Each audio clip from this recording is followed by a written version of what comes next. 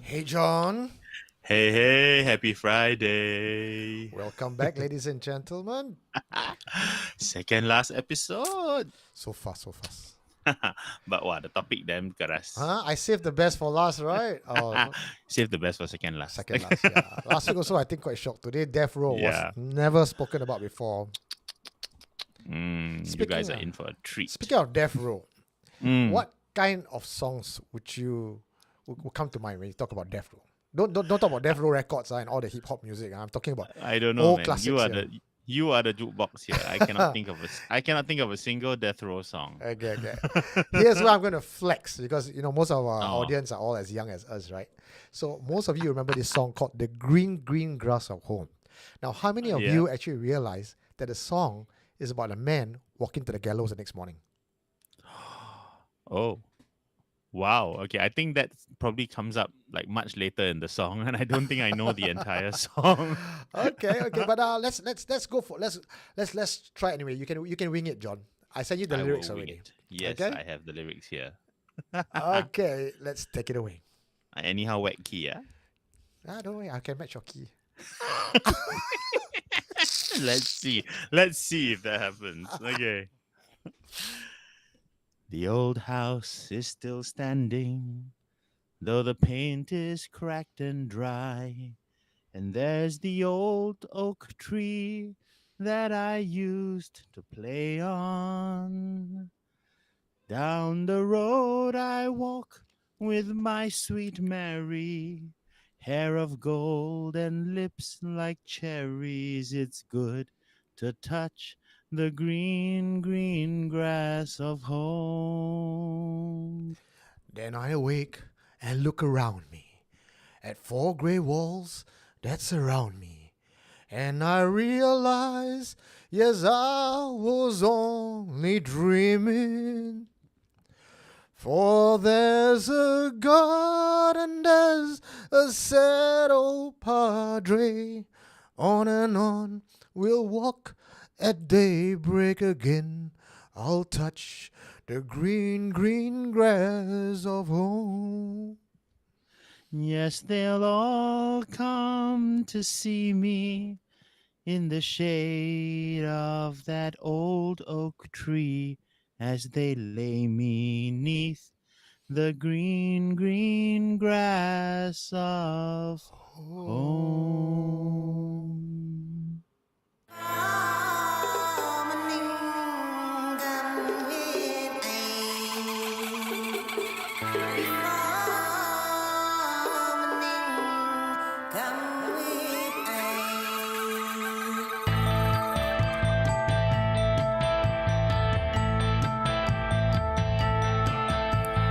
Oh, Miss B, go away, don't disturb me.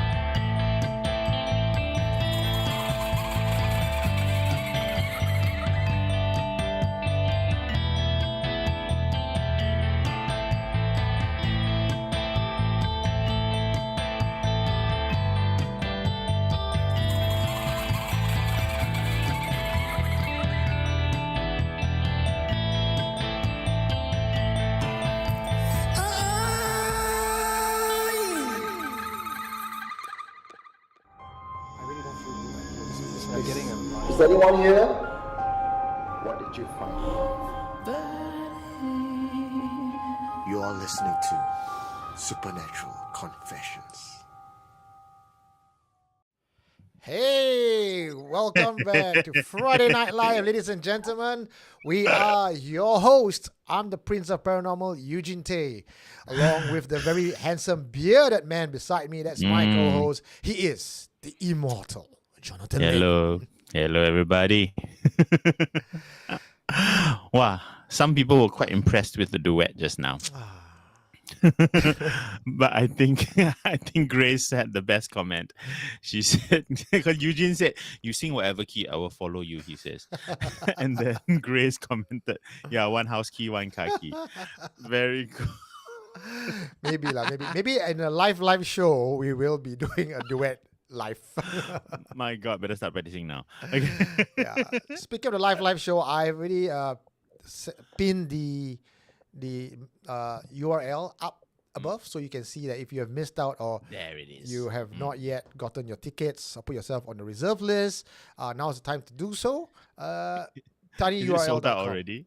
Is it sold out already? It's moving very fast. Nicholas Wow. Go, thank you so much, sir, for your first super and also a very large sum of blessings. Thank you, thank you, Nice. Thank you, Nicholas. Okay, so today's first comer, ta-da-da, Elia Mona Lisa. Very happily first one to come. And then her second comment was, I hope I don't fall asleep again. I think if you are first, you must be awake, okay? Otherwise, don't count. So, Elia, tell us if you're awake. Say hi. Second to arrive today, Anand Vijayakumar. It must always be the Hantu, he says. Correcto, And Mando. Hanje was third. Hello. Wow, lots of people tonight. So exciting. Let's see. I wonder if there are any new people. Okay, if there's anyone who's new, first time here, genuinely first time, not born again virgin like many of you want to be. Okay, real first timers, give us a shout out. And also anyone who's tuning in from outside Singapore, let us know so we can say hi. But who we have today is Espra, Ronald Wong is here, Ajit Sidhu is here, Wichi Umeko, like wow, number 8, 9. Yeah, what happened? Victor with a K. Our station, Adrian Chua, gave it away by saying good afternoon, SC fam. So that's how early they were here. Okay, the sun was not even down yet. Okay. Chloe says, "What's up?" Ezekiel K. Also afternoon, guys. Wow. Bruns 898. Booyah. Booyah. Roger Boy. Jujube is here. Rai is here. Iliax is here. Yay. Tony Ho. Tony Ho. HOE. Oh, Familiar? no. Regular? No. Tony. I'm familiar with HOE, but together with Tony, I'm not familiar with that name. Okay, welcome if you're new. Elvin 191182, is that your PIN number? Okay. I thought I'm the first one, but look at the long queue. Yalla. Hello, people come in the afternoon. Maureen. Hey, Maureen. Hey. Jacqueline is here also. Dou Sha Bao is here. Satin Roses. I thought I was early, but look who's ahead of me. Yalla. The one whose name you like best, right? Satin Roses. Yeah, coolest. Leaf in Water is here. Oh, Demonic Slayer. Abba. Hello, Abba. Long time away here from Abba. Yeah, Zoni Nave. Okay, and then Nava. Sorry, Zoni Nava. Wiki is here. Paris Maitreya. Oh no, Paris Maitreya. I'm down after COVID. Yeah. After last night. Oh, after that night. Why, Eugene, you gave him COVID? No lah, it's a hantu lah. You go to all these kind of dirty places, she'll come back sick one. That's why. Never. Yeah, you were right there beside him. I strong man. Oh sure, okay. Don't cough at your mic, okay? It will come through the airwaves. Oh no, okay. Who else is here? Shah Horizon, Hani is here, Camellia is here, Brenda Chia, hello from Malaysia. Min Riza, sorry. Hello everyone from England. Time for more fun and banter. Yeah. Fun and banter and hantu lah. I cannot forget the main reason we are here. Frankie, that can be arranged. Frankie said, Paris, now I know who you are. Finally, you can put a face to the nickname. Yeah. Kelvin C, hello. Wow. Okay. Let me see. Who else? There's Yap Okay, trying Kenner to from find. Taipei. There's Oh, nice. Fusion. Ca- Jacqueline says Eugene hair kind of flat tonight because I wear hat lah. Yeah. Uh, Candy Chia. and Hello. happy birthday to Chua Elaine. It's her birthday today. Yay! Happy Mm, birthday. Chua Lincoln is here. and Angeline Chu, my sis. Hello. Uncle Patrick Wow. is here Okay. as well. Bruins Uncle 898. Patrick. Hello. Seven Charleston Chan. Is that new? New, That sound. new. Yeah, I'm sure I will remember. He says, "Hey, hey, hey. Hello, Seven Charleston Chan." And Griven as well. GRVN. Yo. That sounds new to Okay. me. Jov says, third time here. Woo. Okay. Welcome back. Night Owl says, I overlooked the Bukit Timah Hill live show. Don't worry, it's there. Yeah, It's there. Anytime you like. I might Ju- even cut a shorter highlight video reel for that one as well. Paris highlights. Yeah. Mm. Okay. TG Vina. Oh, okay. TG Vina is here. Elwin Sensei is here. Erickson is here. Yeah. All the regulars. Daphne is here. Oh, we have a KC YouTuber all the way from San Francisco. Good morning. Hey, nice. Hello, San Fran. Navin Network. Yeah, this one is brand new. Must be. Navi Network, new name. Yeah. Eternally new.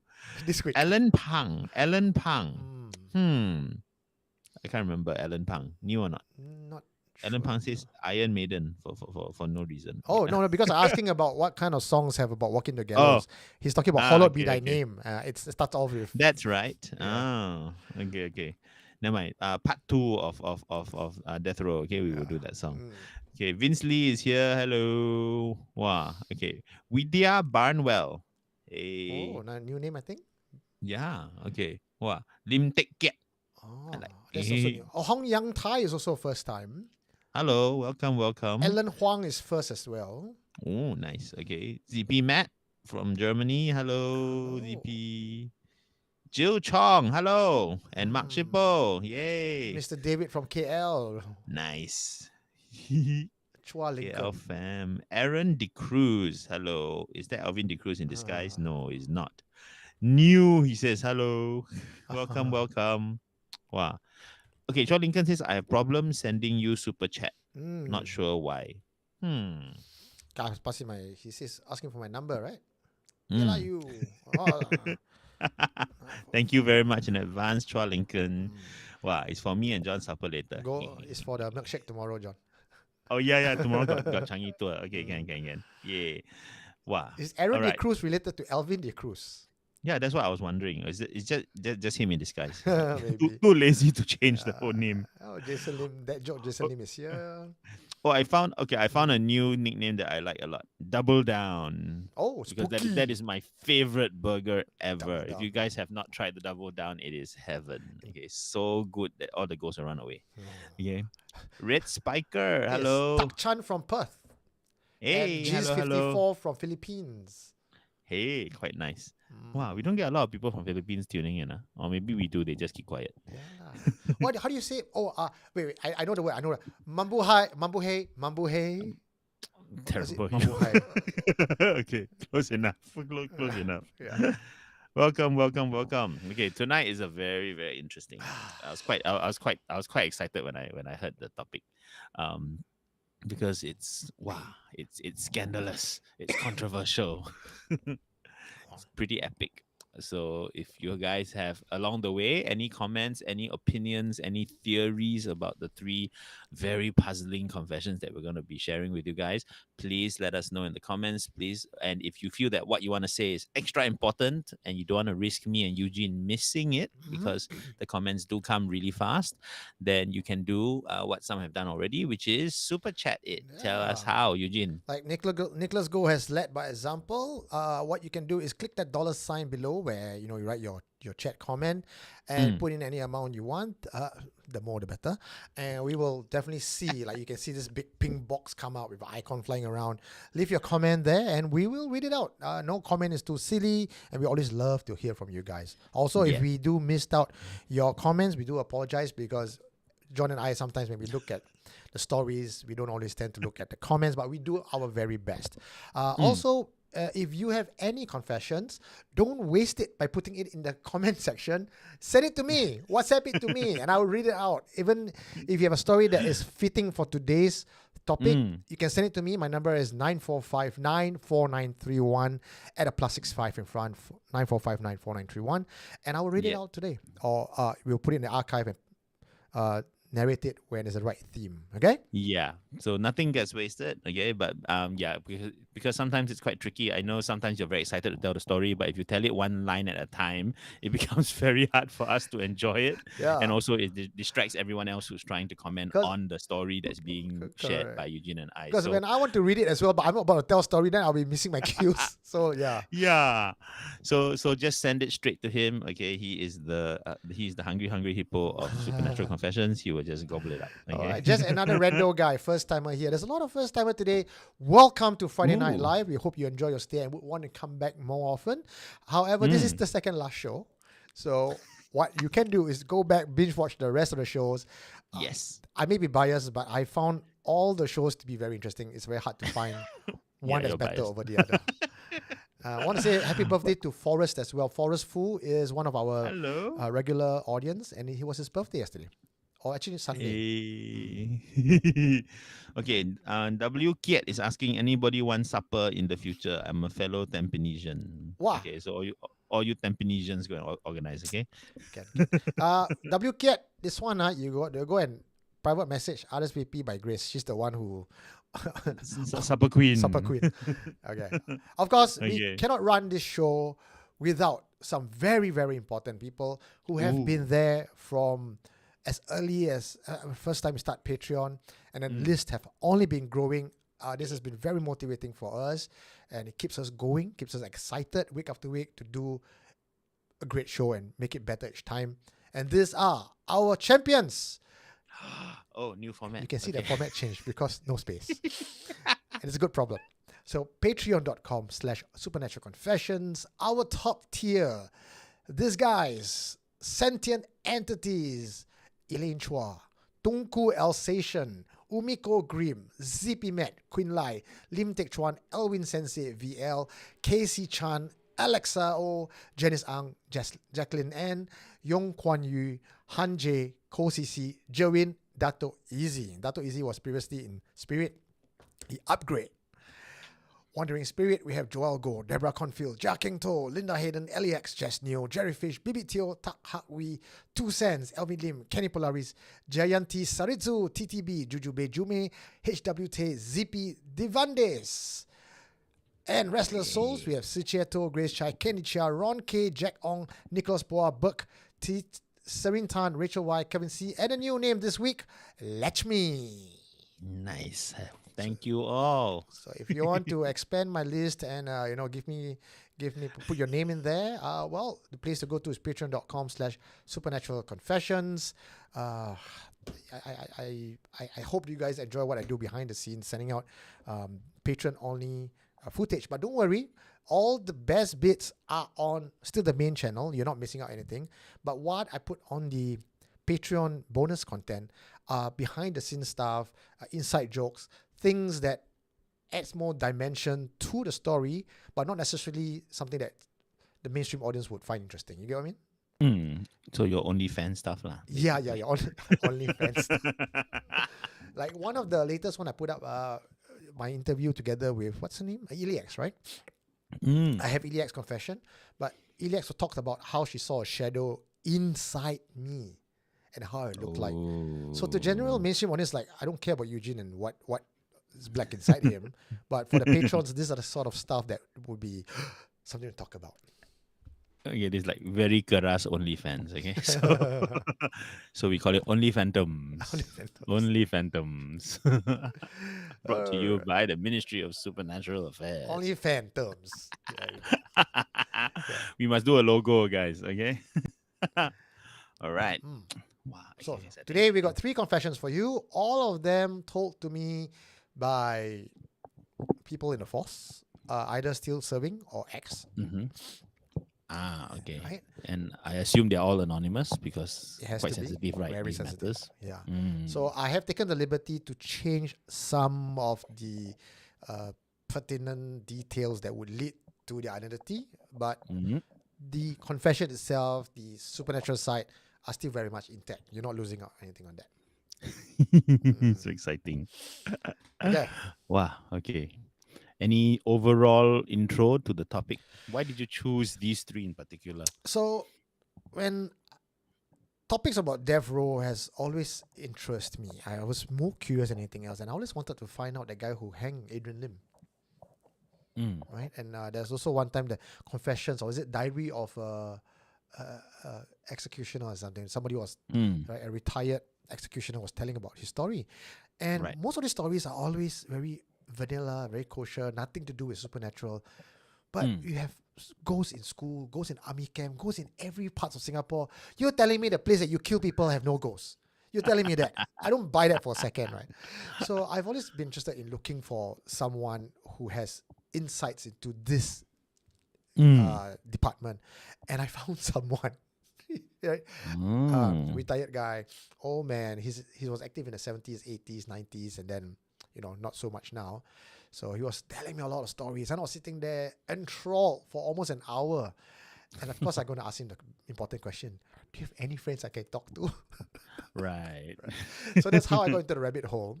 But topics like this, it's it's very fascinating when you get to hear these people talk. I wish I could video them because they are so animated and they're Mm. recalling from memories, and I'm struggling to try to remember all the details. Uh, I hopefully I did a good job. So we have three confessions. The first one that John, if you do the honors and read it for us, Sure. it's called Mm. "Blinded from Truth."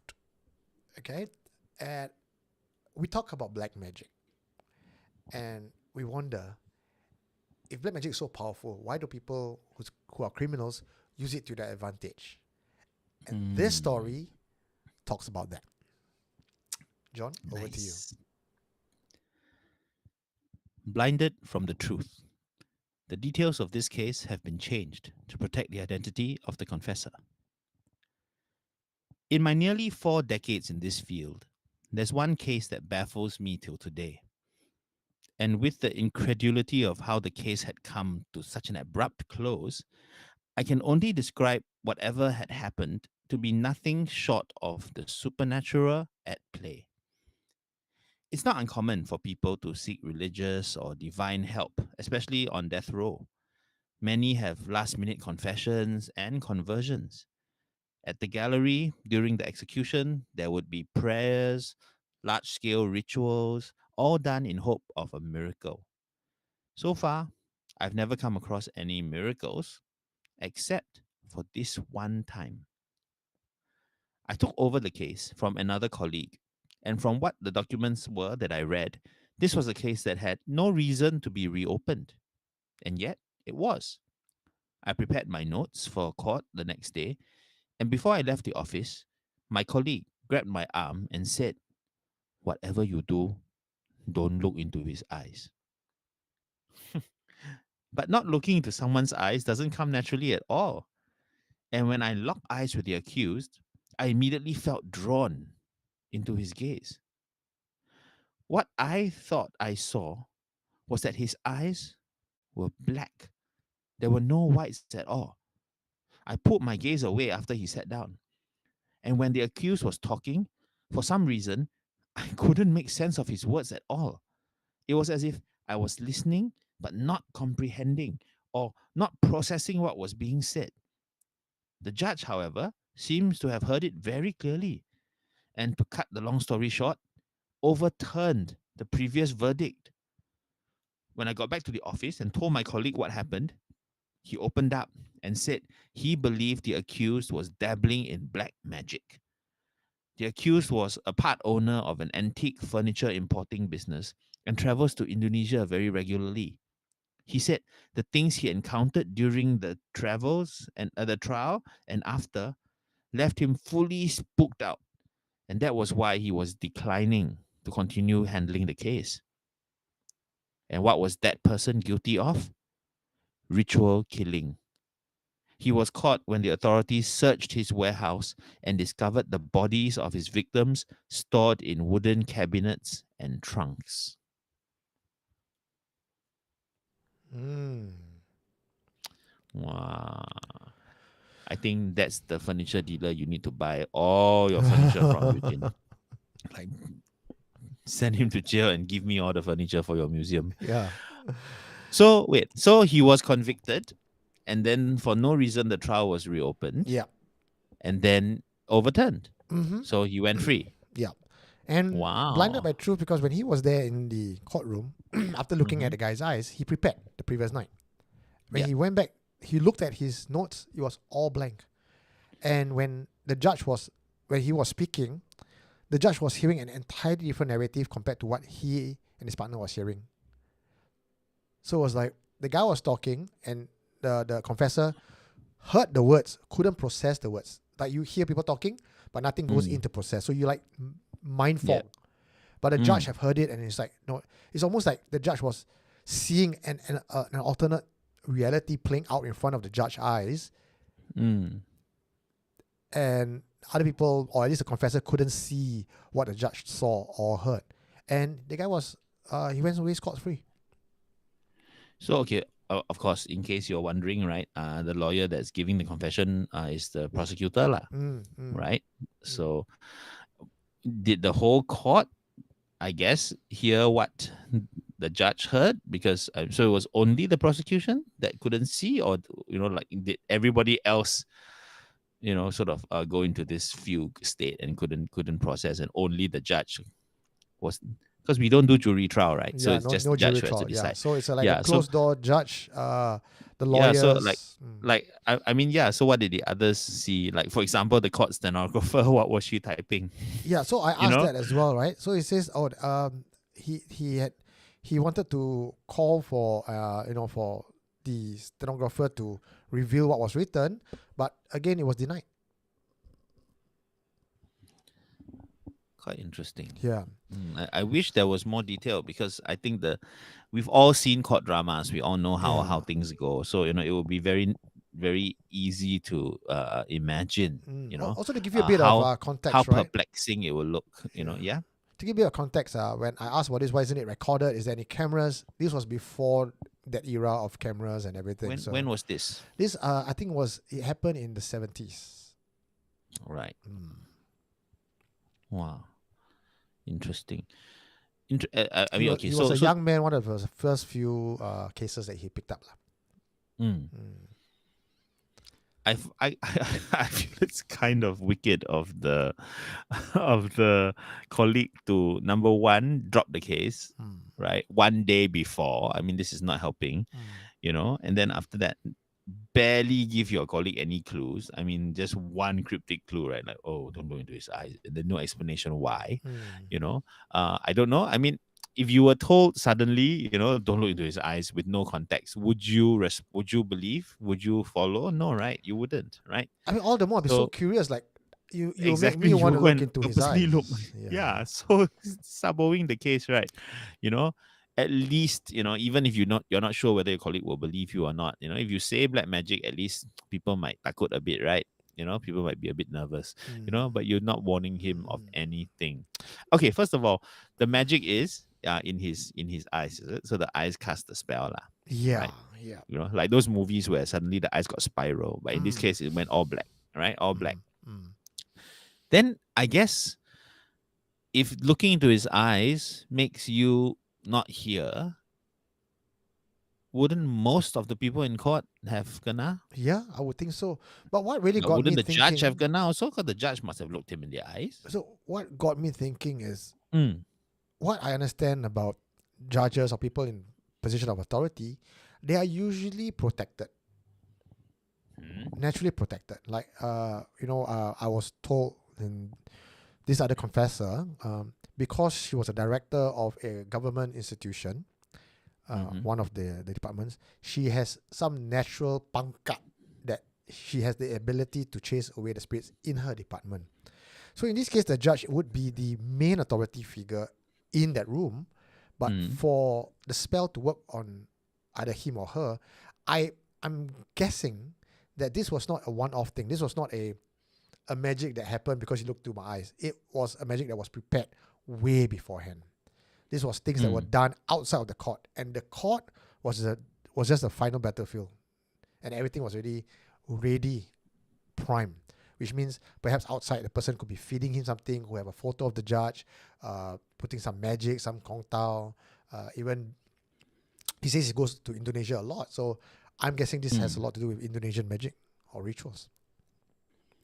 So you're saying that it was something that it was a long game lah. It was not a last minute gamble No. in that retrial, but it was Mm, something that was already put in place. The mm, judge was already compromised, mm. and the only person who he needed to take care of at the trial is the prosecutor, Yeah. who so okay, so then I flip the question around. Why wasn't the prosecutor compromised? Right? If you can compromise the judge, if you can gong tao the judge, then why can't you gong Maybe the tao the prosecutor was already compromised. That was why the colleague dropped the case and passed it on to the newbie to take over, hoping that fresh, mm, untouched, coming in, don't look to the eyes, don't know what else to tell him, don't want to scare the guy, just go, don't look to the eyes.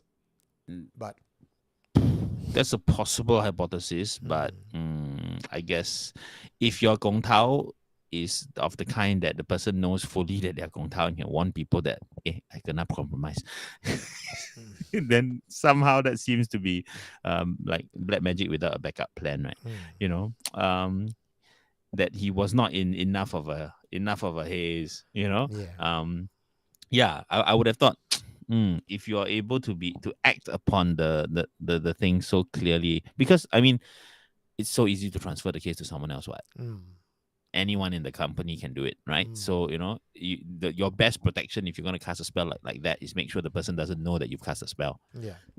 right? So I wonder, any theories, guys, about how the magic might have worked, right? We're sort of Mm, speculating a little bit, right? Because certainly not a lot of detail was given to us, and maybe that would compromise people, But I want to know what you think. Was it a long game and the whole court was compromised, or was it something that was being done on the spot? That means the magic was so powerful that he was going to sway everyone on the spot. He just needed the one person who was sabo everything, the prosecutor, to be blocked, mm, right? To 鬼遮眼, and what was different about him, right? yeah.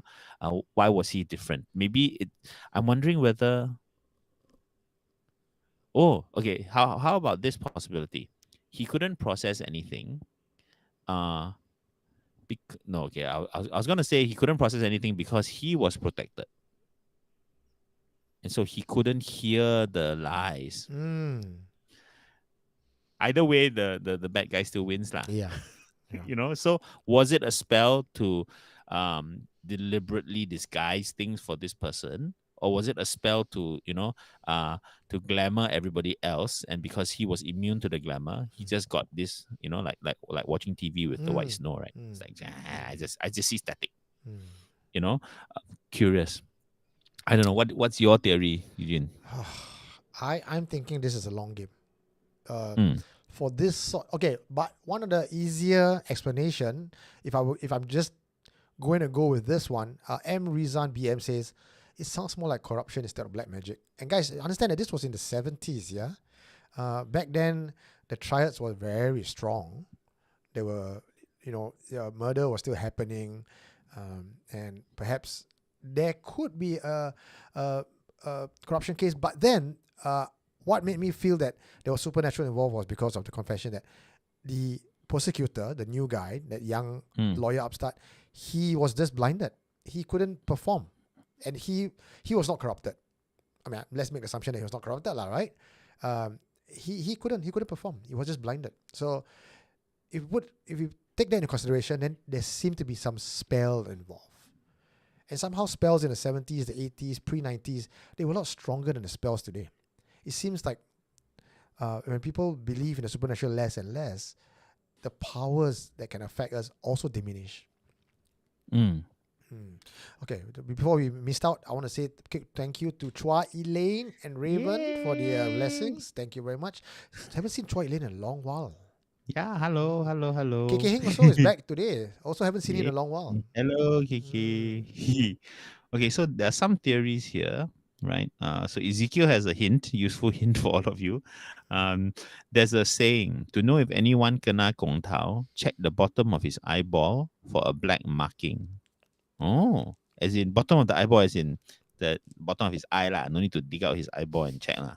Right, just check check the lower part of his eyes for a black mark. Oh, interesting. Okay. Grooven has an interesting theory. Maybe the dude who said not to look in the eyes was in on it. I like that because knowing that if I say don't look into his eyes, the first thing you will do is look into his eyes, right? So someone needs to guarantee that that happens. It's like an Otherwise, Agatha Christie novel, man. yeah, I mean, Scully one day they send you the blind lawyer, then Oh, win. Daredevil. Yes, exactly right. Yes, Daredevil. I was trying to remember his name. Uh, It is frightening. Okay, Mr. David is saying it's frightening to believe that one person can hypnotize everyone in the courtroom at the same time. So have to agree with Eugene's theory. Everyone was slowly mm, compromised. mm, Slowly, yeah. slowly. True. To cast a mass sort of mass hypnosis kind of spell like that is pretty impressive and probably quite ambitious. Actually, yeah, and actually, if you could cast a mass hypnosis, and why can't you include this lawyer in it, Mm, right? mm, You know, correct. why does this lawyer have to be singled out for special treatment? Mm, You know, um, so I am curious. I guess for me, I'm just wondering whether there were two spells being cast, or whether it was one spell being cast, but this lawyer is protected from it somehow. Or whether there was only one spell being cast on him, and mm, everyone else has been like Eugene said, slowly compromised over time. mm. So well, quite a few different approaches. Quite interesting. Okay. And then also the other thing I would like to ask is what kind of immense power that you would have to sell your soul to, because you're already going to go to the gallows, right? What else you have to lose? If Mm, you're trying to survive and you are doomed to die, then sell your soul lah. Either way, just to live. And also, if you look at ritual killing, the word was used was ritual killing. So mm, this guy was already dabbling in something ritualistic. yeah. Mm. I think. Oh, I don't think he made another deal. I think this is just part of the deal. Part of D deal, right? Yeah, and like I already offer so many bodies, right? Cabinets and trunks full of them. So, Mm, I'm pretty sure that he was being protected already. And perhaps something went wrong, and, yeah, and he got caught. First of all, where he shouldn't have gotten caught. He got sentenced, shouldn't have happened. But hey, no problem. I will get you out at the last minute. yeah. I don't know.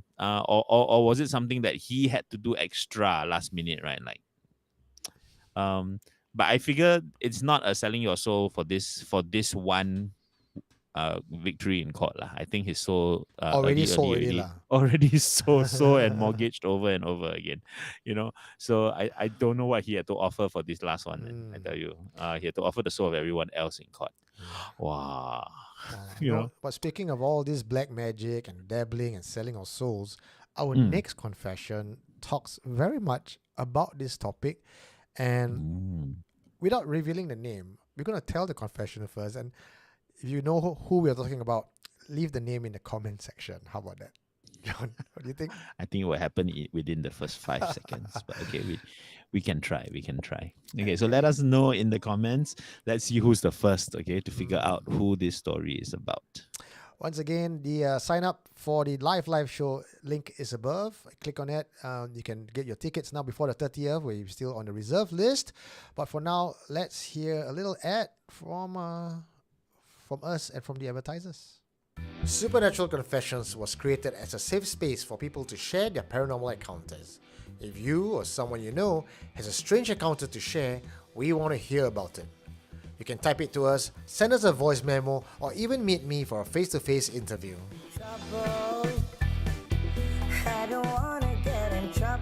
Visit supernaturalconfessions.com for more info. But every time I hear you laugh, I get into trouble.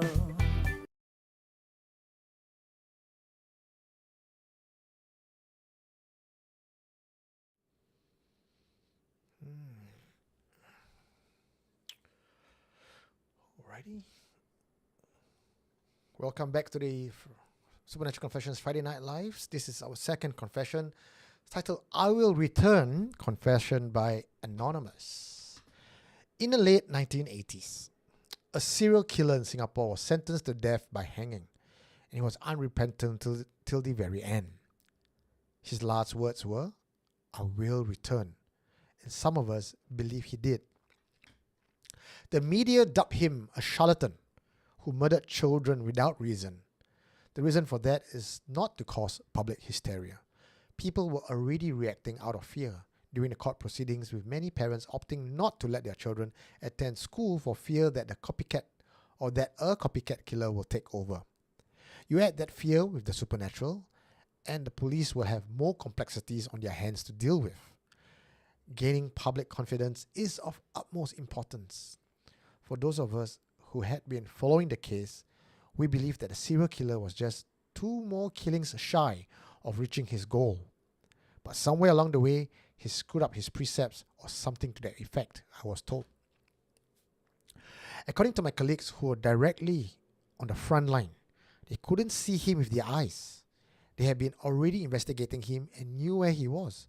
But when they tried to follow him, he would disappear, only to appear in other places. I can neither confirm nor deny this next part of the story. It's only from hearsay. But the investigating officers had consulted various spiritual masters. The victim's parents also had a Malay magic practitioner helping them out. Maybe through overwhelming countering supernatural forces at play, the killer was swiftly caught and put away before he could complete his personal mission. But let's not discount real police work here. Magic or not, real time and resources were spent on this case, and it's through proper police procedure that we were able to put an end to this terror, okay? In his cell, where he had stayed, a small patch of flowers where he had tended to, like a mini garden. The strange thing is that this mini garden was thriving even when no one else was taking care of it. This next part, I cannot confirm, but it was said that those who were directly involved in his case or had been there during his hanging, all of them had some form of accidents or series of paranormal encounters after his death. When I dug further into this case, I learned that even though the killer was reported to be worshipping a renowned deity of repute, what was actually in the idols he had at home was a very different entity. This entity was dark, malevolent, and was willing to grant him godlike powers in exchange for the lives he took. Though he is painted out as a con man, I personally believe that he's got something to aid him as well. Sure, maybe he's a con man, but I've seen con men and they're axed. This person was almost able to hypnotize people to do his bidding. You have heard about cult leaders with such magnetic personalities. I believe that they too were aided by this same or similar dark force.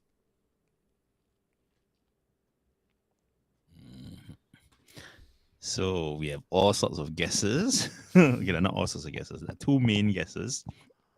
So most of them said Adrian, Alim, someone says, your friend, okay, and Papa, your uncle. And then a few people said Mona. Interesting choice. Interesting choice. But yeah, it's very obvious. It is Adrian Lim. But if this Yeah. happened in Malaysia, yes, it would be Mona, because Adrian Lim's story and Mona were quite in parallel. Wow. Frankie, thank you Okay. very much. Too bad I cannot attend a live so much, so I would try next round. Next round will be next year, 2025. Plan early. Yeah. Okay. Oh, Gareth sent a joke. Would you like to read this joke? Okay, you read. I have not read it. Okay. Oh, okay. It's not a riddle. Okay. It's just a joke. Okay. Joke of the day. The waiter asked the guest at the restaurant, "Can I push your stool in?" And the guest says, "Let's see how the dinner goes first." Okay. At first, it's kind of like, oh, that's gross. And then you sort of go, oh, wow, that's like gross and perverted. Okay. I wonder how many people are like, all of our fans now just watching this and going, why? What's so what about the stool? Stool, it's If another you don't word get for it, poop. please ask. Please, yeah, I was gonna ask them, just discuss among themselves. Lah. This type of thing we don't have to. They don't have to teach. Spell it out for them. Huh? Okay. But thank you, Gareth, for that very graphic image. Okay. Okay. So yes, it was Adrian Lim. Very interesting. Like, okay, so Adrian Lim, in the end, actually, the body count was not as high as you imagine, right? I think 2, right? Still, two is too many, but Mm. yeah, it was not sort of American standard, okay. And it's interesting that in this the confessor says that he supposes that he was too away from achieving his Mm. unlocking whatever Yeah. unlocking whatever achievement he wanted, Mm. which is 4. So I'm like, okay, very interesting. And the idea talking about his entity. So okay, I mean, I haven't done extensive research into Adrian Lim.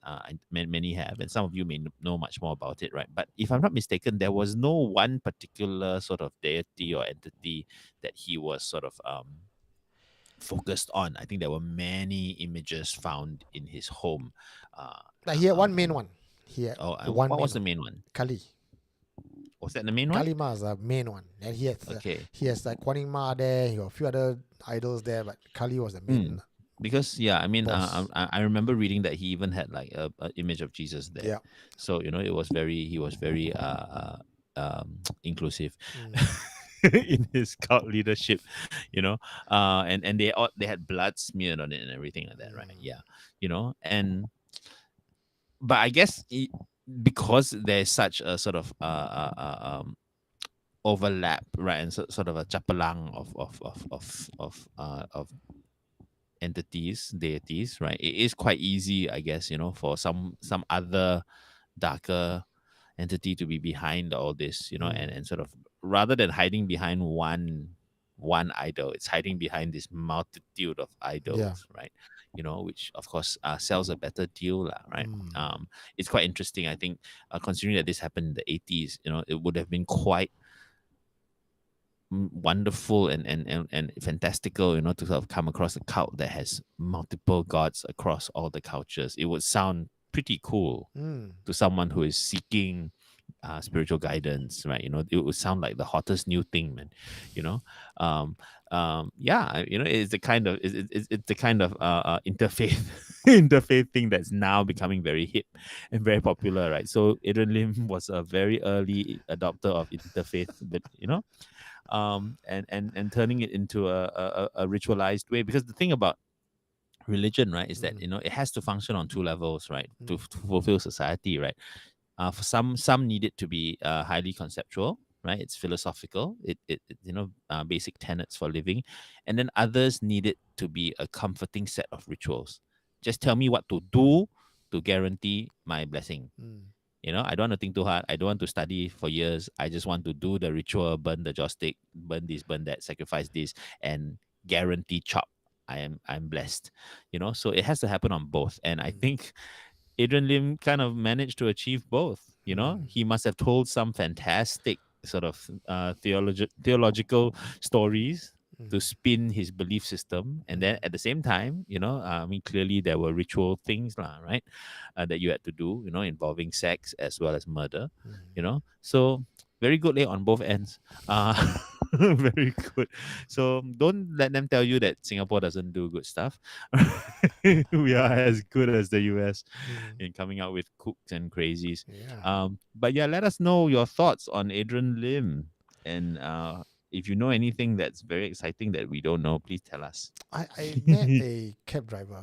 Remember I always told you guys that whenever I sit in a Grab or a cab, first thing I ask is, Uncle, got ghost story or not? Right? So again, this is take this entirely with a pinch of salt, because I cannot verify his identity, and for a while I got a screen capture of his name because I wanted to research who he was and whether he's Right. really who he said he was. He said he was actually a retired policeman and he was involved in the case, right? And he was in the Toa Payoh block. They really knew where he was. They were trying to find him, right? They couldn't find his house. They couldn't Right. find him. They were walking left, right, checking almost every house. All of the police couldn't find him, right? And he said that the police force actually consulted a spiritual master. The victim family also were involved with their own spiritual master, and together they have this combined prayer. And after the prayer, the spiritual master says, you have a window of opportunity. Go find him now. That's when they turned around, they found the blood stains, and then they followed the blood trail to his house. It was it's like- only through the spell casting. Wow, it's like taking down the force field on the Death Star like that. Or like, wow. Yeah.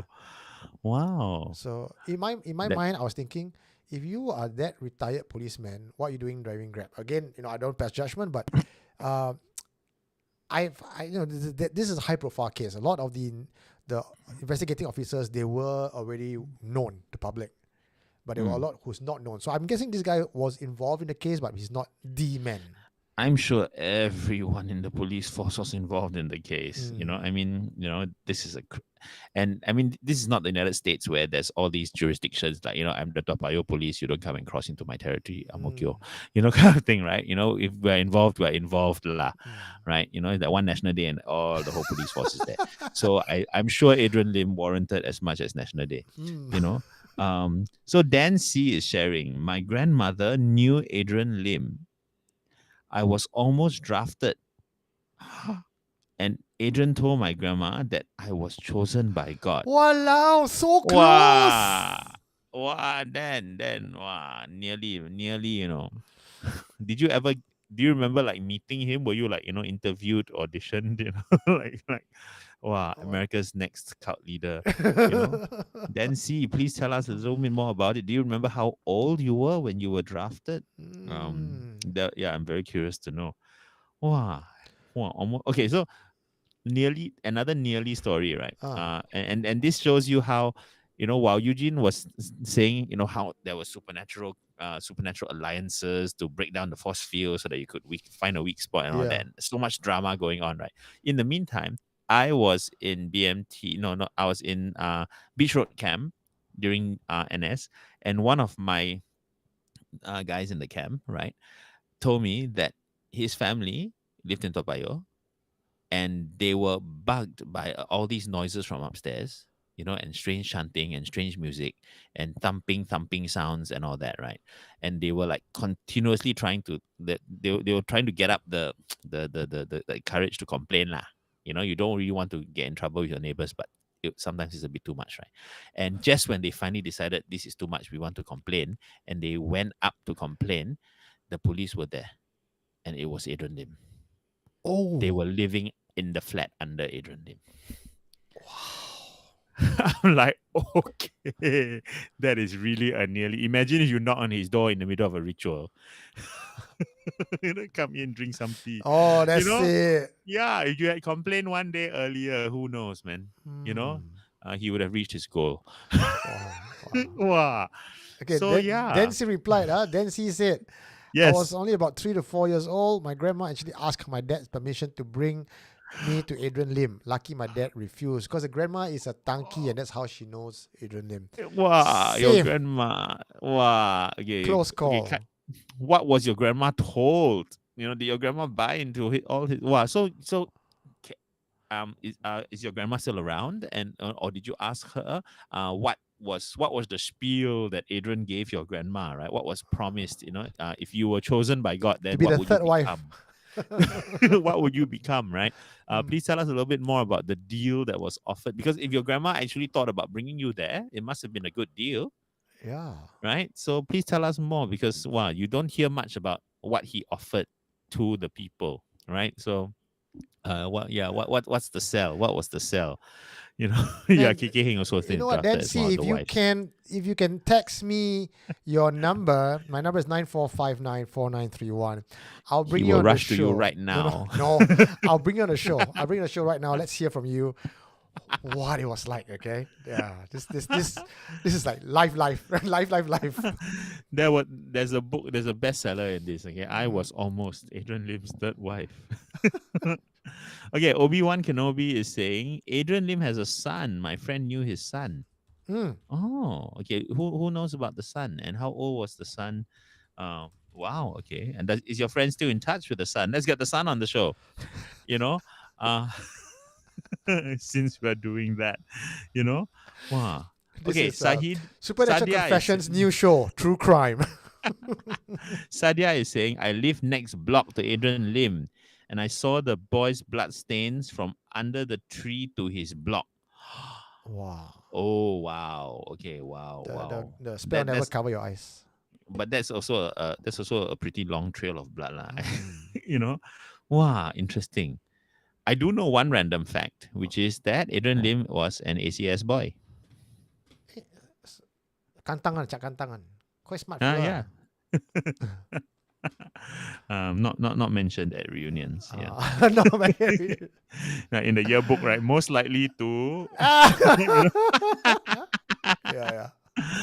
who was in his batch. That'll be very interesting. Oh man, yeah. Wow. Who was classmates? I mean, Adrian Lim living as a Singaporean must have come across a million people, right? You know, unlike American cult leaders who can live, sort of in obscurity on a farm somewhere, Singapore, Adrian Lim must have gone army. What did he do in army? So wow, there's a lot to find out. Interesting. Who wants to do a SC special on the life and times of Adrian Lim to find out where he discovered the magic and how he got drawn into it? Rather than sort of assuming that he's just equal, Adrian Lim equals black magic. There must have been a whole journey, right? Of dabbling with things. Was he playing Ouija last time? What happened? So many confessions related to this. Gareth Cole says ACS doesn't claim him. I bet not. Yeah. Mark Shipo very excited. We need this confession on the last episode next week. Wow. Okay, so we want someone's grandma. Okay. But you guys know my number is 9459-4931. Once again, 9459-4931 +65 for country code to reach out to me, and let's set up this interview, right? If grandma's still around. Awesome. Wow. Anything else about this confession though? Come, Eugene, any thoughts about the confession? What strikes you? Wait, I need to go and read again. You just read No, it. we went off so far off tangent. Yeah, okay, that's true. It is said, okay, deny. Okay, we talk about the police. What do you think about the garden? Okay, the garden's a small point. It's not a very dark point, but it's a very interesting point. Okay, because it's about I will return, right? She said I will return. So the confessor said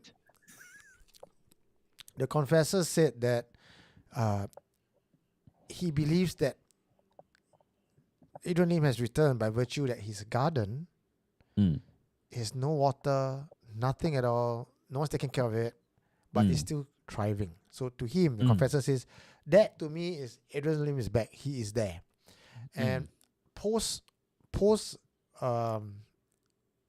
death, the people who were there for his hanging were all affected. They all complained after that. They were afflicted by bad luck, accidents, illness, and according to the confessor, which cannot be verified, he can't verify as well.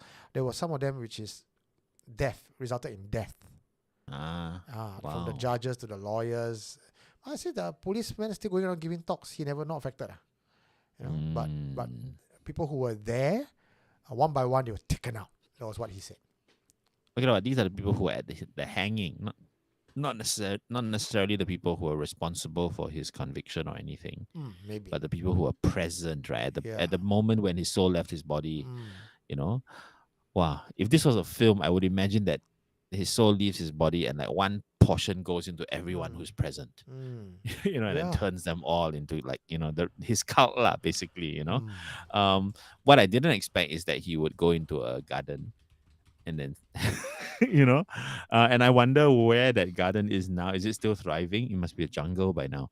Is there like a little corner somewhere in the prison that there's a garden that nobody dares to remove? Apparently that's what it is lah. There's a garden that no one dares touch, remove, and it's still thriving. No one's touched it.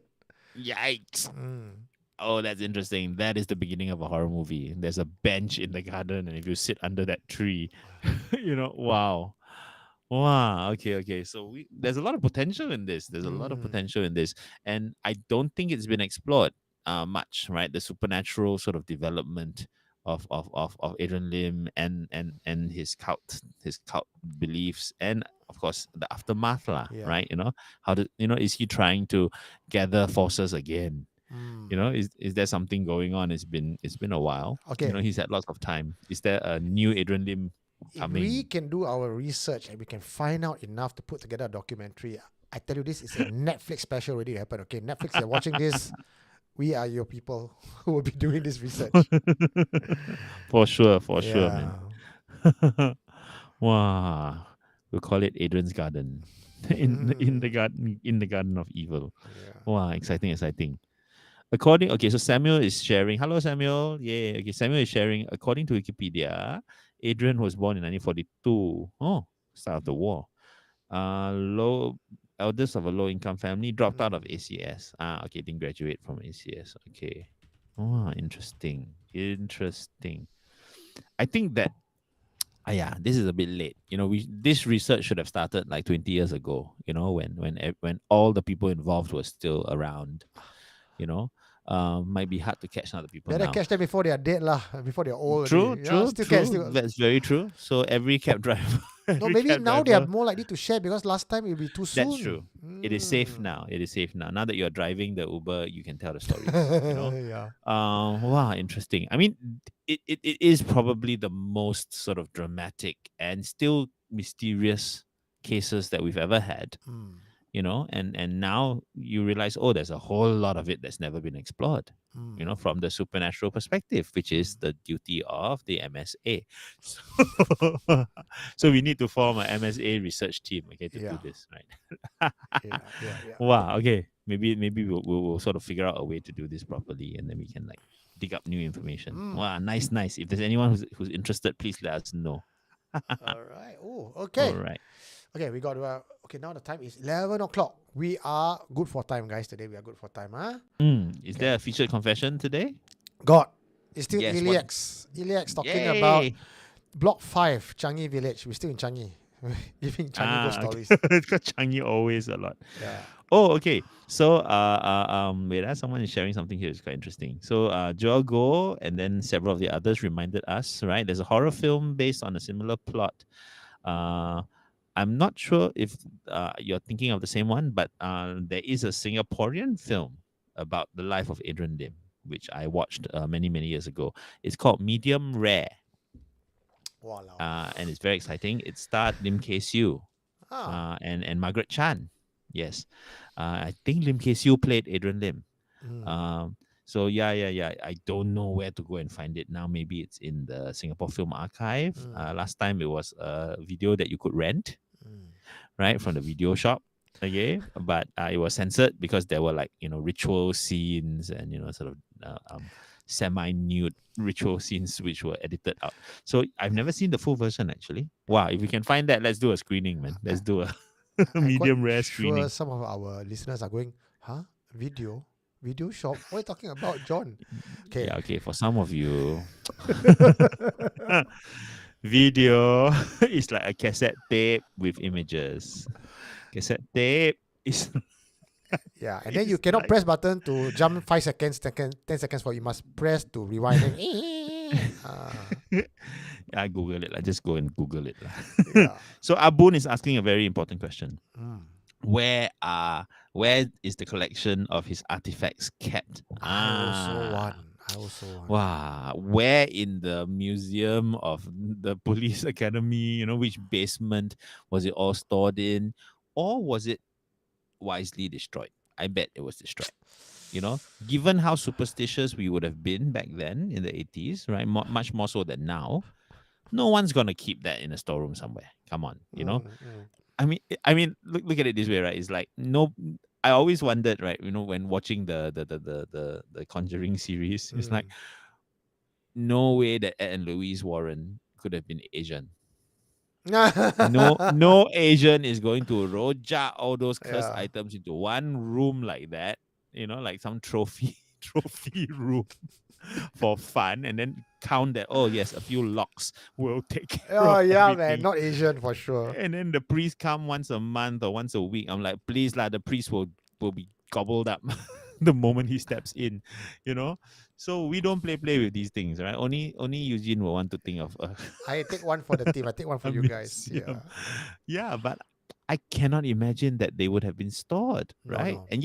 And yet, officially, you're not supposed to destroy these things, right? Evidence. Because It's in the evidence yeah, locker. exactly. It's evidence. Every blood smeared idol had to be kept. Wow. So is it lying around somewhere in some, in some black museum of our police force? Okay, those of you who are in the police or know anyone in the police, go and find out. Go and find out. Okay, we want to know, man. I like this comment from Joel Go. Joel Go hardly, type in the comment section. He'll just listen quietly. And he writes, with regards to the medium rare tape, he says it's on a mission henceforth. Yes. If anyone can find it, Joel can find it. Yeah. Okay. And to be I fair, challenge you, find the videotape. to be fair, that Mohammed Find the Rizan videotape. got he says medium rare sounds like a 90s porn title. Yeah, it kind of looked a bit like a porn title too. Okay, so someone says, I remember hearing a story that went around talking about how the room that contained the Adrian Lim items in the old police academy is rife with haunted activity. For sure. Yeah, for sure.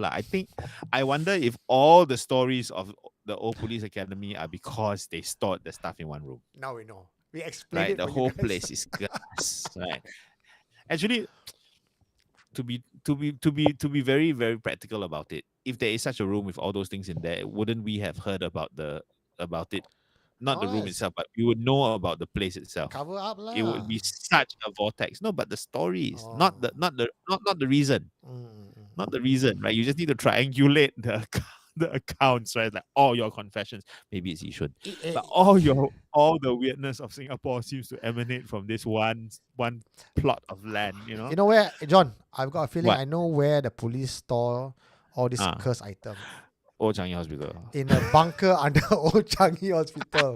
That's where they keep all this. This is the Singapore's X-File division is hidden under the hill of Old Changi Hospital. Wow, this is our Area 51, isn't it? Kai Alchemy says prison wardens have said, and I heard this as well as rumors, hearsay, that he levitated in his cell. Wow. This is a kind of popular hearsay about Adrian Lim. Wow. Levitated. Not bad. Okay, it just means that his meditation very high level. Wow. Okay. Wow. Interesting. Okay, anything more about Adrian Lim before we, Joel goes, Scully turned you're going to find a medium rare tape, they become like the ring curse because it's Adrian Lim's. Adrian Lim's spirit has returned. He climbs out of the television. In the tape. Oh no. No, we know he's not in the tape because he's in a potted plant somewhere. Okay, so I'm kind of scared now that some of my plants may have been like grafted from the plants from the museum, from the prison. Okay, I'm just okay. C AZ, hi, first time listener from Perth. Ayo, what a strange episode you're listening to. Welcome. Welcome, and you have to go back and listen to the whole thing. Okay. Maybe Adrian don't want me to talk. Oh. Very confusing. Okay. Okay, so why it's confusing? Because Kai Alchemy is RSVP by Grace, except that she got for some reason she got blocked by YouTube for spamming. Yes, that's not some reason. That is the reason. Yeah. Or she says maybe Adrian doesn't want her to talk. Okay, but no, anyway, it's already been tagged at the top, right? It's been pinned at the top, so that's quite easy. Victor says something. When I was in PA, Police Academy, not the People's Association. People's Association. They said that the knife Alim used was displayed at the Police Heritage Museum, which was above the barrack I stayed in. Wow. Victor, don't just stop there. Tell us more. Where is the museum now? And is the knife still there? At interesting. What? Huh? Oh. At the new PA? You can rent his apartment for one night. No lah. Met the current tenant. That's a suggestion. And have a seance party there. Okay, so if I was the person who ended up buying Adrian Lim's apartment, I would so Airbnb this place, right? I would make so much money. Okay. Renting it out as a one night stay. One night Adrian Lim stay. Wow. Maybe I'm going to ketok pintu lah. Hello, excuse me, is your house out for rent? Can I rent and open my museum there? Do you think the person even knows? Sure it's hard not to know, right? The neighbors will be like, "Hey, your house last time." It's a Christian family, I think. They came in and they was not afraid. Power of God was on their side, and true enough, they nothing. They were, or rather, no stories came out from their family lah. Yeah, lah, because it's all in a garden at Changi Prison, ma. So, I so have yeah, returned as a gardener. I want water and fertilizer. You know, I'm yeah. Okay, well, the two kids were killed there, right? Mm, So it's if anything is gonna haunt them in the apartment, then it's the two kids lah. It's not Adrian, it's not whatever entity Adrian was mm. dealing with, right? That would have traveled away.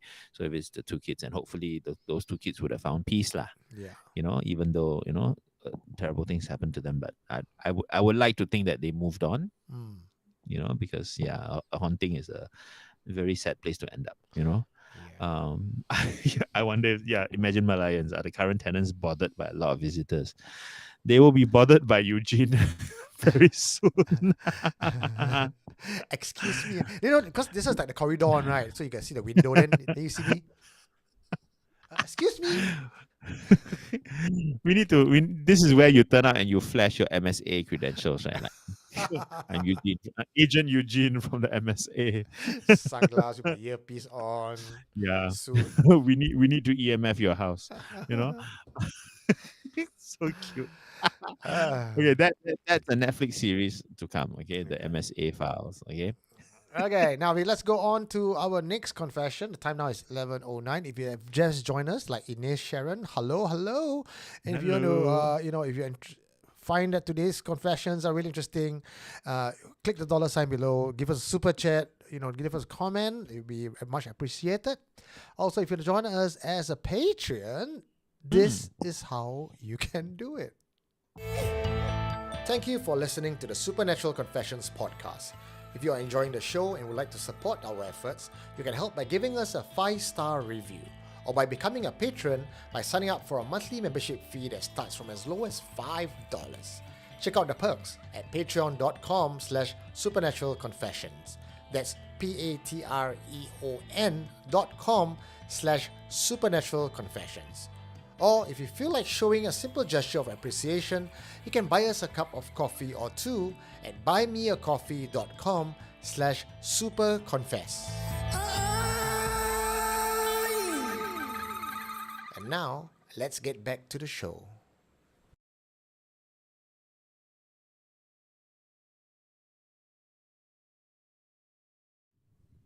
All right, John, are you ready? Yeah. This is my favorite confession. Okay. Come, context. Okay, the context of this is the gangster who begged for death.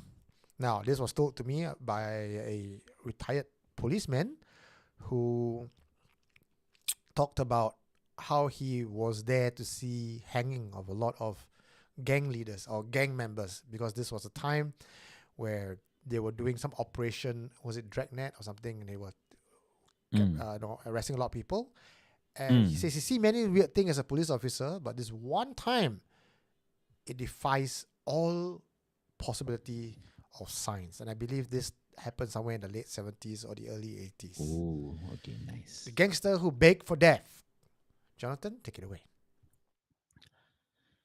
Back in the heyday of gangsterism and triad clans, murder was very rampant. The police was scared of it. Unlike the gangsters of today, or kacang putih, small fry, little kids compared to last time. Most have heard, some have seen, how a single gangster can fight off an entire group of parang wielders and come out unscratched. That fella, we all will say, he got play barang one. Rumor was that these fellows have supernatural help. There's also the time when there was a boom in the black market, if you know what I mean.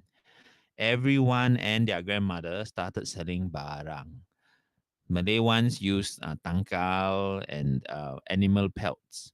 The Chinese ones used talisman, tattoos. The Thai and Cambodian ones used amulets, needles. But not everyone could get the real deal. Only a few were legit. And maybe let's just say only a few players had barang that was most effective. Those that can fight will climb up the ranks very quickly, most taking on key roles as the right hand man to the boss, doing their dirty work. Pongo Point was a popular location for bodies to disappear.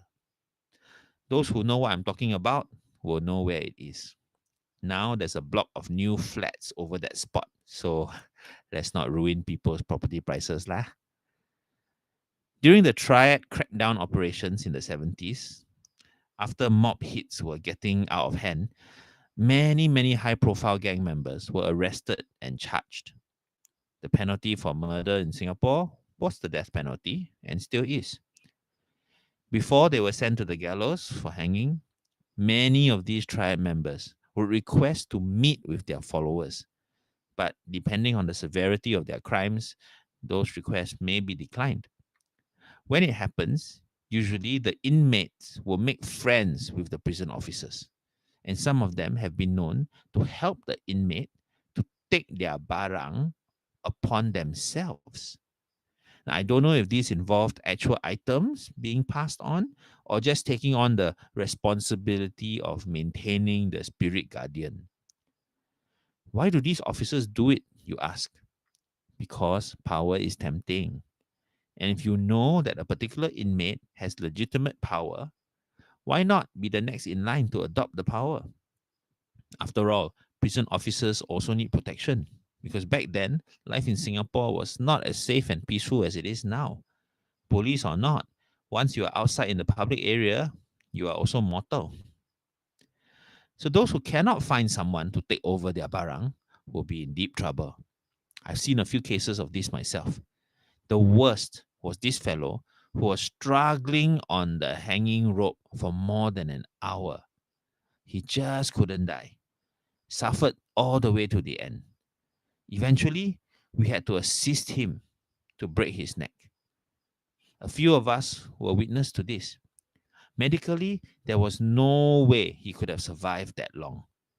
When he was being escorted to the gallows, he literally broke down and begged the officers to help him, but no one was willing to adopt whatever barang he had. When he arrived at the gallows, he started getting hysterical. He said he could see many beings around and they were waiting for him. Very drama, but nothing he did or said swayed anyone. According to my colleagues, after his death, some of them could still see his spirit stuck between worlds, begging them for help.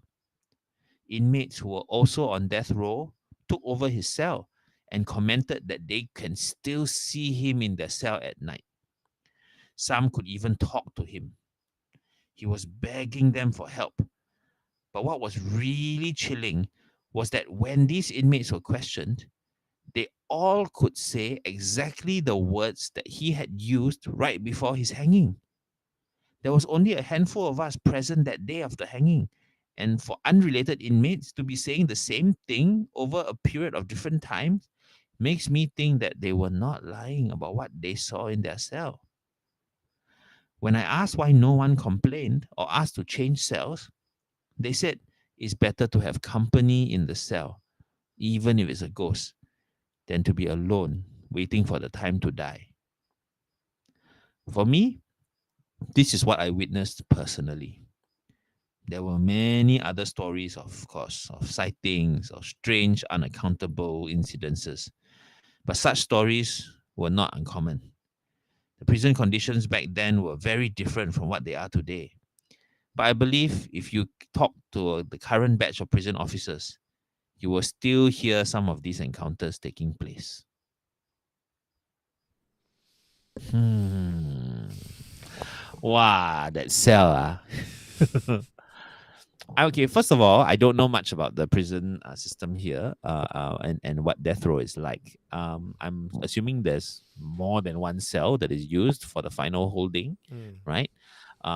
So are we talking about the one cell in particular that is now haunted? Mm-hmm. Because that was Mm-hmm. the cell that he came out from, you know. And if that is the case, I'm just wondering why the cell, because that's not where he died. Mm.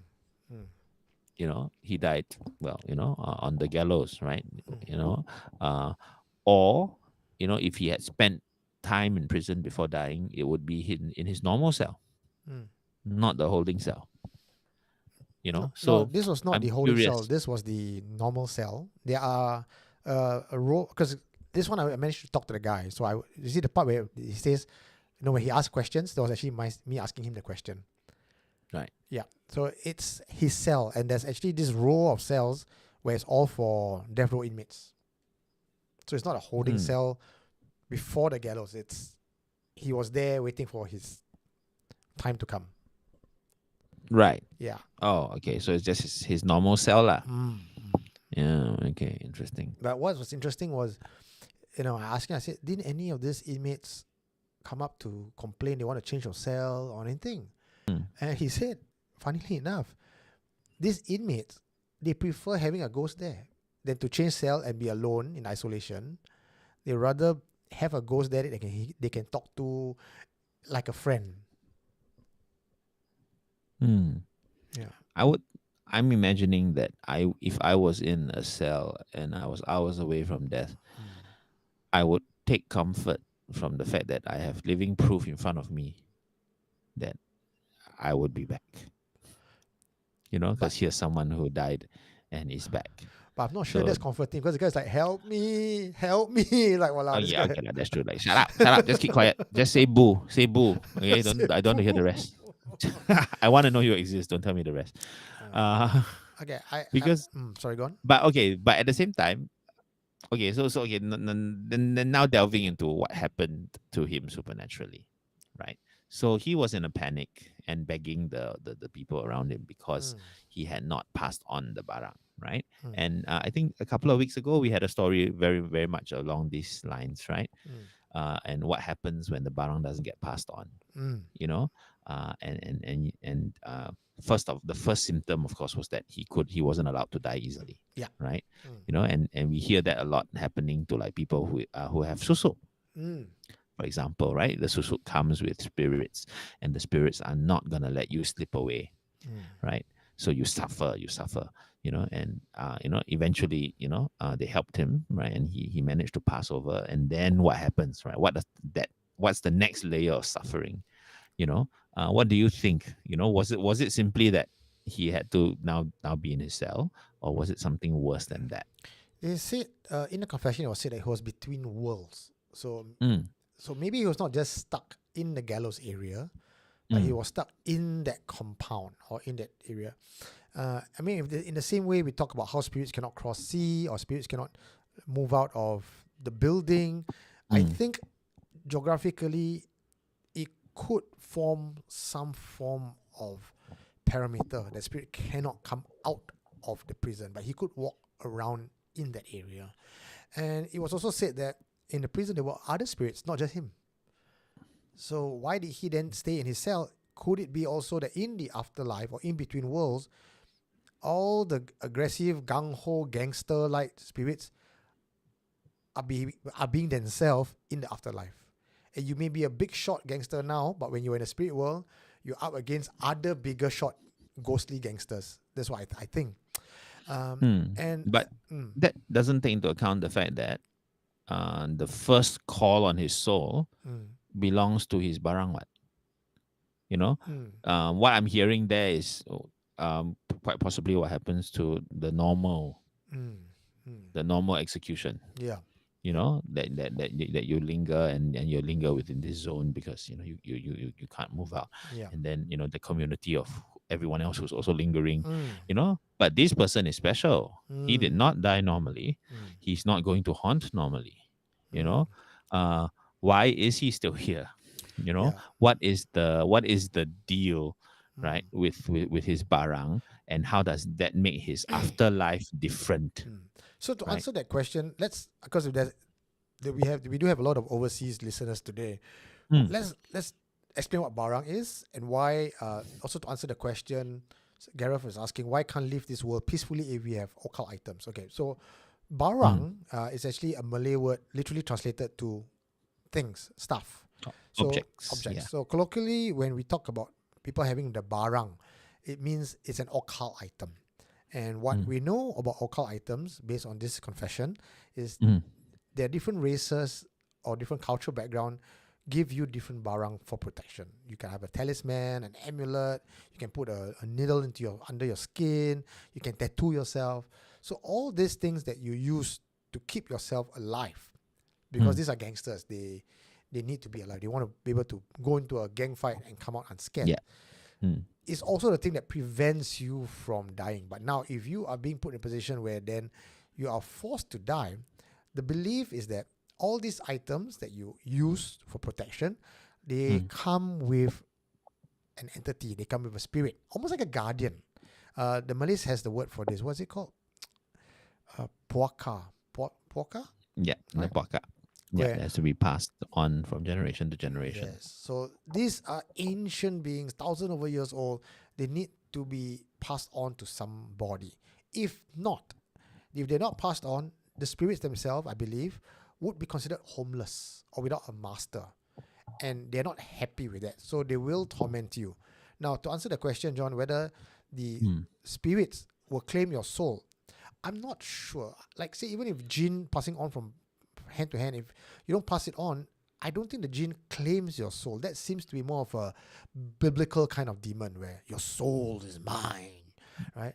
So this could be, you are now in the in-between world and the spirit there is like, walao, see lah, now we're both homeless lah, what to do? So that's the bond and contract that prevents moving on, or prevents the anchors down the soul to this world. That's how I see it. I agree that the idea of claiming souls is a far more Western concept, because here we don't have the same kind of system, right? You have no great evil one that's out to convert people, and so, and anyway, what would a jinn do with your soul? What would any other spirit do with your soul, right? But by that same logic, I guess, what would they do with your wandering soul? It's just adding to the crowd, right? Yeah. And I'm actually wondering whether it's something much simpler than that, and in its own way more frightening, right? Because if you think about these barang as being a curse, okay, a blessing first, but then eventually it becomes a curse, right? And all its power can do is keep you alive, right? So when you are trying to die, when you are falling sick, when you're aging, whenever anything happens, it's not that he's fighting for your soul in the very sort of demonic possession kind of way, but literally you cannot flip that switch. That's it. You want to die, also cannot die. So it's not some spiritual battle. It's just the program is still running, right? And then after you die, the program still runs. You just cannot turn off your computer lah. No matter how much you click shut down, it just won't shut down. Which means this is perfect opportunity to come back as a zombie. But okay, that's not that's not in our culture. All right. But yeah, so you don't become something, you don't come back as a zombie, you're not reanimated, but there's something that will not die, right? Which to me then creates a different type of haunting. I don't think whatever we believe ghosts to be, that's not what you are. That's what other people without barang get to become, right? If the best deal is to move on, right, whatever your belief in moving on is, great. The not so good deal is stuck as a ghost, unfinished business, etc. But the barang does not allow you to do that either. You are not just a ghost because you aren't really dead. Yeah, you aren't really dead. That's scarier, but we don't know what that means. You are alive without a body. That's what it is. Yeah, how is that different from anything else? We need more. I think we need to understand the distinct differences then, because we are now talking about a separate realm of entities who are not ghosts. Okay, so I still think again, this obviously is in science. It's all hypotheses right now. So when we die, we have the option to go towards the light. Some people, unfinished business, we refuse the light. We refuse the transcendence. We stick around. So then we become the ghost. But for most ghosts, if you are not bound by a barang, people can still pray over you. You can eventually still decide to move on if you want to, or if you have done the wrong things right, you have found justice, you can still go towards the white light. The white light is still there for the taking. But I think these people who have no shutdown button, they go into that realm. They know physical form. They have no exit. They are just in limbo, stuck there with their personality, their Stuck force. where? They're in a I limbo. don't. In a limbo. It's like between worlds. In the It's same place as everything else, same. because that's what I I'm think so. wondering Yeah. about. Same place Because as then Ghost. then in that case, having the barang, Mm. okay lah, it's still a bad deal lah, but it's not as horrendous a deal because there's no great suffering. It's the same suffering as any other soul who refuses to move on. But except you don't have the Child option. spirits refuse to move Mm, on. mm, There are many, right? Suicides refuse to mm, move mm, on. mm, mm. Yeah, murder victims refuse to Same, move on. same, So join the gang. same You know, space. Yeah. I I wonder if there's a different space. That's my point, because it's such a different origin, Mm. and for it to empty into the Okay lah. same dumping ground is less exciting, right? Okay. And anyway, there's no way to know, because we hardly know what the worlds are, let alone what is between the worlds and how many categories there are. What's you know possible would be if we look at souls and spirits and entities at different frequencies. They could be in the same parallel planes but different frequencies. So this guy that died with the barang, he could be functioning at a frequency. So he could be in the prison walking around, but he's not seeing the other kinds of ghosts because he's vibrating at a different frequency from them. So if you look at it from an overhead point, there are many threads of realities, many threads of what do you call it, planes, so to speak. This guy could just be literally in limbo by himself. Then your ghosts and everything, they are at that vibration of angry dead, who doesn't want to move on. They are in another plane. Then your demons, your entity, which is all in that same parallel universes. I think that I like to think that's what it is lah. So it's just layers lah, just layers. Quite interesting. Tell us what you think, guys. And by the way, just now it was pusaka, not puaka. Correct. Saka. Yeah. Pusaka. Yeah. Any great things in the comment? I see the thing was from the corner of my eye. I see the things keep moving up. So let's read out some stuff. There's an argument about gin and they're talking about gin and tonic and Bedok Reservoir.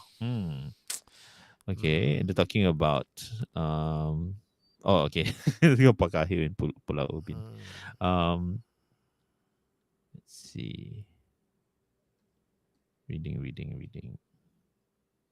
Isolation at Bedok Reservoir. Just actually, since the recent unfortunate incident that happened a few days ago, people have been texting me to investigate the area. I don't know. I know when a death just happens, you investigate, could be too insensitive and too soon, huh, guys? What do you think? I think we cannot convert human tragedy to a ghost story too easily. Yeah. You give it time. After all, you go so soon, the soul is still trying to do its own thing, right? Don't kacau. Sekali you go there, you contact the spirit, talk to the spirit missed the white light and then end up hanging around because you distracted him. Then you die. So let nature run its course. There may not be a ghost after all. It may just process normally. Yeah. Jacqueline, thank you very much for your blessings. See you at the live show. All right. See you at the live show. Ladies and gentlemen, if you're just watching us right now, you're wondering what this live show is about. 6th January, Jonathan and myself, we are performing in front of we have a room for 100 packs. We do hope we can feel 100 of you there, and it'll be quite sad for 100 chairs, but only 30 of you showed up. So then it'll be full of our other friends. So if you want to join us, 6th January, it's a Saturday. Click the link above on the group chat, or if you're listening to us and you're not looking at the chat section, go to tinyurl.com/SC LLS2024. That's Supernatural Confessions live show 2024. Okay. When in doubt, always go to website www.supernaturalconfessions.com, or you want to get straight to the helpline. Operators are standing by. My number is +65 9459 4931. Oh, I see a very interesting theory. right? So yes, MDRZNBM. I do not know how to pronounce your short form. Okay, but he says, what if the gangster is actually the barang itself seeking a new owner since the old one is expired? So what they're seeing in their death row cell is Oh, actually the barang itself saying, take might be, yeah, me. might You be, know, yes, entirely possible, might right? be. Yeah, Oh, I that's didn't think of good. it I that like way, that but one. I like that one. Yeah. Yeah, that's quite interesting. That's quite interesting. Uh, Let me see what else. Oh, the other Okay. thing that the in the confession they talked about, and I double checked on this as well. Some of the police officers were willing to take on the barang from the inmates. Mm, Now, remember that this was a time where barang was very valuable. People were paying good money for authentic barangs. yeah. And when you find this inmate with authentic barang, policemen or not in the 70s, very different mindset from what we have now, wouldn't mind taking on the barang for themselves. Those were the times where superstitions or cult practices were very, very rampant. So if you're sitting there thinking, well, don't be crazy, lah, you take on the barang for what? Back then, it was almost like someone give you, hey, I'm going to die. You want to take my Rolex? I don't think it's just last time. I think right now, if you really can prove that you have effective parang, there'll be no shortage Mm, of people willing to take it on. no Because shortage. yeah, if you want to invest in crypto, you better have barang. you know, Yeah. there are other dangers in this in the current world. I like this So line. Barang was the crypto back in the day. yeah, totally, man. Yeah. I mean, just go to Carousel and see how much barang is being sold for ridiculous prices, Mm, and clearly some are very scammy, yeah? mm, But some are so expensive you wonder if they could be real, right? So mm. there is definitely a market for it, right? So if death row is a clearinghouse for barang, well, I tell you, it'd be like shopping at the used used secondhand bookstore like that. Wow, right, you're right. And so, prison officers, you are the first. You get first pick, Yeah. right? Wow, interesting, interesting. The dark exchanges that are happening in the prison. Yeah. If any of you listening in, you want to get in touch with me, you're working in the prison, you want to be anonymous, my number is +6594594931. We would love to hear more of what you have to tell us that is Mm. current, right? How has it been since then and now? What's the Ooh, difference? We would love to hear from how you. many have you collected? Yeah, Mm. Min Risa is saying, it's interesting how you guys dissect the phenomenon. I feel like I'm attending a class about the science of the supernatural. Oh no, this is the MSA Academy, okay? MSA night class every Ooh. Friday. Wow, okay, okay. Ines Um, Sharon, thank you. 444. Four means stability. oh, May wishes for your endeavors. Thank you, Ines Sharon. why does four mean stability? Like Which leg, which culture does four mean stability in? Because four means something very different. 4 means pantang to For Chinese the people. Chinese, yeah, but I guess that's also stability, lah. Mm. You know, so for the Chinese, if you're not aware, four reminds them of death C. because of the way. Thanks for saying the word, because of how it sounds. So yeah, but maybe that's stability. That's the ultimate stability, right? You Mm. know, wow. Won't be surprised if the officers who take the barang is to allow the prisoners to pass on, since the barang taken can always be discarded. Wow, I like this theory, man. MDRZN. So this is now the possibility that there are officers who are actually who are volunteering Mm. to take the thing, Correct. so that the prisoner can die a proper death, and after that they go out and deal with it elsewhere, lah. Correct. Whether I mean the carousel or whatever. yeah. So the idea was, I mean, on one hand, yes, maybe for selfish reasons, but the other hand is also to help the prisoners get a proper death. Mm, Mm. mm.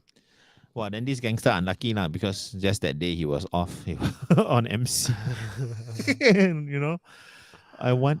Wow, can you imagine? Okay, so this is a TV series I want to see, right? I want to see about this person whose job it is to just take on every barang, and somehow he has the capacity to like tahan, right? He's got like 40 years of barang all on him. The death you row know? barang collector. Yeah, DRVC. it's like how in medieval villages in Europe last time they had this person called the sin eater, Mm. who helps you cleanse your sins Mm. by consuming your sins and taking them on themselves. Oh. Uh, so what a wonderful idea, right? So I'm the barang eater, you know. Mm. Um, wow, interesting. And what would happen to that person when they die? Wow. Mm. Right. Interesting. Okay, we're Oh, gonna. okay. Anything else to read out? Now, Min Risa is saying maybe if you flip the number 4 horizontally, it looks like a triangle, Yeah. and triangles are said to be a stable shape. Pyramid. I don't know if it's geometry. I don't know if it's considered that because of geometry, but okay, let's see. There's a Kokila Rani. Hi guys. Hi. Love your channel and all the episodes. Finally my first live. Wow. Okay. Just in time to catch the end of the season. We have only one more episode to go, but don't worry, we are only away for a short while. We'll be back at the beginning of the year. Yeah. And if you miss us that much, please come to the live show, see us in person, contribute, join us in the chat. It's going to be wild. It's going to be wild. Okay. Before we say Okay. goodbye, let's do a little bit of koyok selling. We have Walk with Yes. Hantu. John and I are still running it. We have one more. We have one this Saturday, and then Tomorrow. is tomorrow. Next Yes. week we have a special filming, so no walk. The week after, I'm attending the wedding ceremony of Murali's son, so I won't be able to attend. Yeah, and then the following week we could. I think that's what 16. Yeah. Oh, okay. Yeah. So let us. Yeah. Mid-December. So please contact Eugene if you are keen to come in a pre-Christmas Hantu walk. Oh, we should totally do like a Christmas Eve walk, right? Like, with reindeer ears and funny hat. What day is Christmas Eve? Let's see. 24th. Hey, we are 1 month away exactly, no, from Christmas. 24th. Oh no. Okay, December. No. Yeah, no, but 24th is 23rd is Saturday. 24th, Christmas Eve is Sunday. no. Oh yes, okay, yes, correct. I'm looking at November. Why am I doing that? Okay. Yes. Wow. Okay, so maybe if people are interested, we can do a Christmas Eve walk. And then we can go caroling after that. We go in front of Old Changi Hospital and carol. Wow, Eugene caroling, it will exercise the place, man. You gotta follow my Hold key, yeah. Everyone squeezing to go back through the portal. Like back to the underworld. Speaking of portals and the underworld, the haunting of Block 5, Changi Village. This is the place where you would go there to makan supper sometimes. And first-hand account of someone who had lived there. And this one involves her husband, this is Iliax, who is a skeptic. And I met him during the confession. And he was like, yeah, now I'm a believer. Wow. All right. Okay. Anything else from you, John? Something interesting shared by Nana T. People with barang, when they lay on the coffin, their whole body will turn purple black because the barang are eating their flesh internally. That sounds that sounds like the kind of belief that suits the whole barang myth, right? That there must be some sort of special thing that happens to you or your body or your spirit or all of the above, because the barang it cannot be such a normal situation, right? So yeah.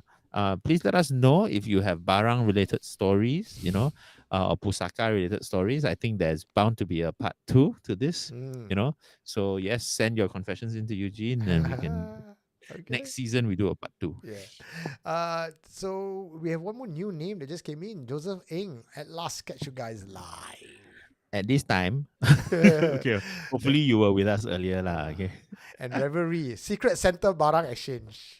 Oh, barang exchange. Oh, I curse you, you curse me. Nice. Okay, now not 11:42. We have the feature confession up in 3 minutes time. Yeah. Before we say goodbye, one last time for an ad. I just click the button and then there's an ad that plays on YouTube, which is more fun than YouTube trying to just insert ad anyhow that they like. Fair enough. Fair enough. Okay. Thanks for joining us today. Quite interesting. Quite interesting. Wow. I went to bizarre places, which is very exciting. Come, any last words to say goodbye to?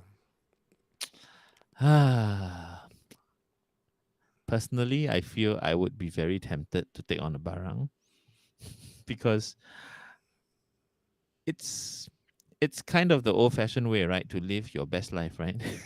Can be You arranged, know? John. Can be arranged. Yeah, live your best life. We take supplements, we go gym, we do all these things to make our lives better, right? So, isn't the barang the ultimate sort of self-enhancement, right? So, Looks like so John's corrupted. This is corrupted.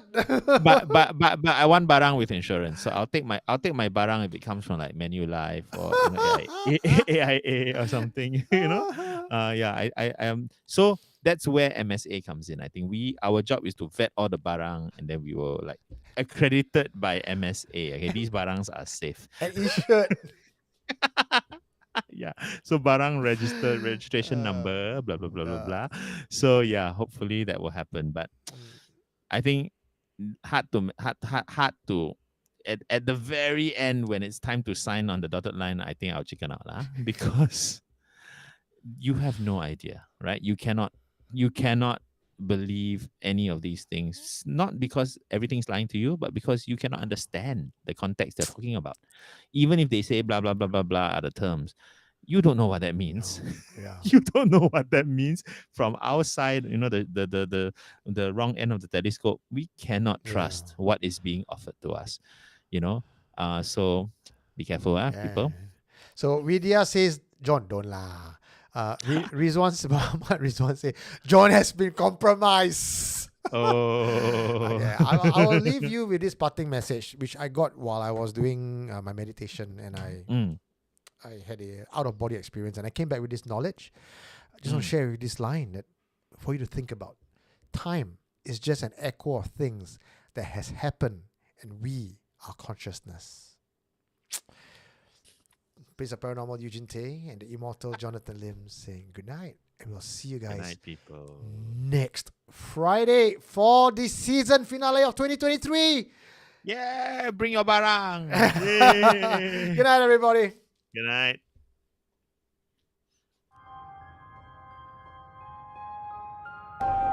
What did you find?